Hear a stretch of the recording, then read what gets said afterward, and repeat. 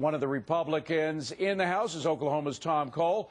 He called this bill, quote, a recipe for disaster. He joins us now from Washington. Good to see you, Congressman. Thanks for being here. Appreciate it.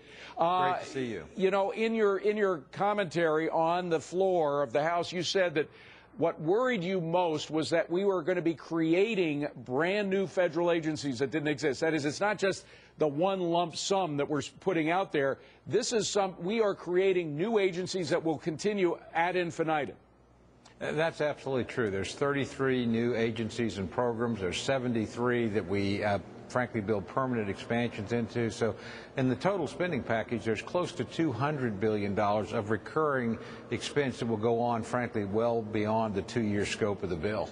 So how do we pay for it? I mean, we were having difficulty enough paying for what we have. We've now increased it by anywhere from 20 to 30%. People still haven't figured out how much we've increased our federal budget, and the deficit continues to balloon. Well, if you voted for this bill and you're intellectually honest, then you ought to vote for the tax increase that's coming, because there aren't any free lunches, and there's no way that this bill won't trigger massive tax increases down the road. And in the short term, of course, we're going to go into the public markets, borrow more money. I think that's going to ultimately push up interest rates and make the servicing of the debt that much more difficult going forward. Well, I mean, how do we sell debt? I mean, we're having a little bit of pullback from the Chinese. How do we sell debt without jacking interest rates up to, you know, essentially what Merrill Lynch is giving Warren Buffett right now, you know? Well, I think in the long term you can't.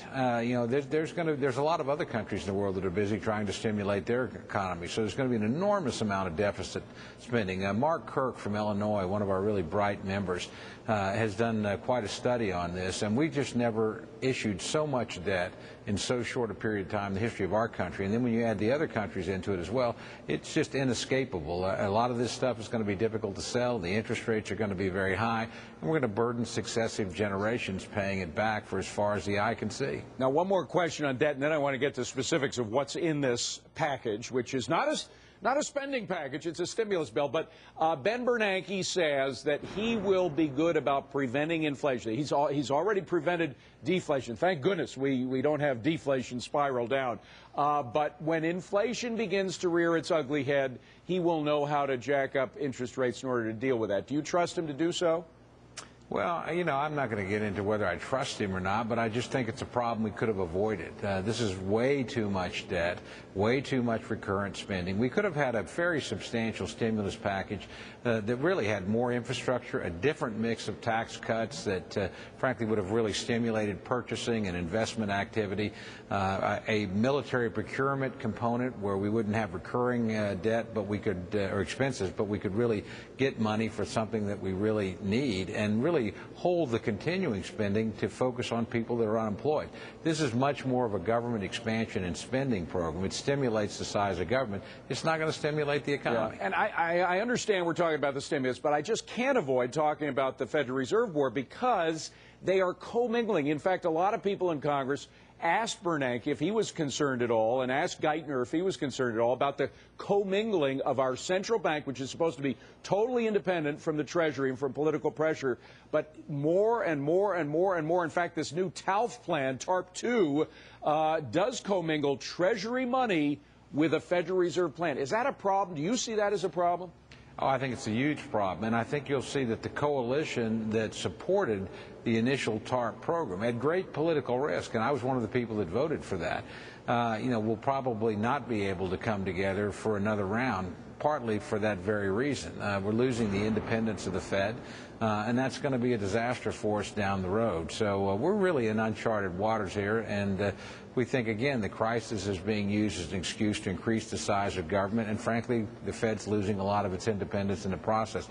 Neither one of those are good things. All right. Now, Monday, February 9th, it seems like a million years ago, but just this past Monday, the president gave his talk about what the stimulus is and what the stimulus is not, the stimulus package. And it hasn't changed that much besides the basics. But he said, and I'm quoting him, what this bill does not contain, however, is a single pet project.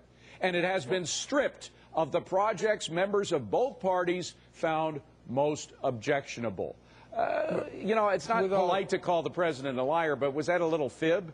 Well, I think the president's being, at best naive. I mean, frankly, a lot of the legislation, the language in the legislation is written to direct money towards specific projects, whether it's high-speed rail from Los Angeles to Las Vegas or our famous San Francisco Mouse. But beyond that, as we move money to local governments, there's going to be dozens and dozens of earmarks placed in there by other officials, by governors, by state legislatures, by transportation commissions. So the idea that we're going to escape earmarks, I think, is really frankly a well, and you have this coming out. This is your colleague Darrell Issa, former businessman, very successful businessman.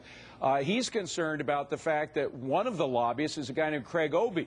If the last name sounds familiar, it's because he is the son of David Obey, Representative David Obey, and he is lobbying for the NPSC, the National Park Committee Association, which apparently, or National Parks Conservation Association, which is apparently going to get money diverted to it in the stimulus plan. Are you concerned that lobbyists that have very close ties to people, members of Congress, are getting perks, are getting their little benefits from this bill? Well, what does concern me is evidently copies of the bill, or certainly portions of the bill, were available to lobbyists on K Street before they were available to members of Congress. Really? I mean, we didn't. Yeah, absolutely true. There were parts circulating around downtown, which means that at the minimum input was being solicited when members themselves did not have access to the language. Now, I don't know that anybody had, quote, the whole bill, but there's no question that certain people saw certain sections that were not part of the voting or the legislating process. And when you see a digital conversion program of $650 million, and we know some friends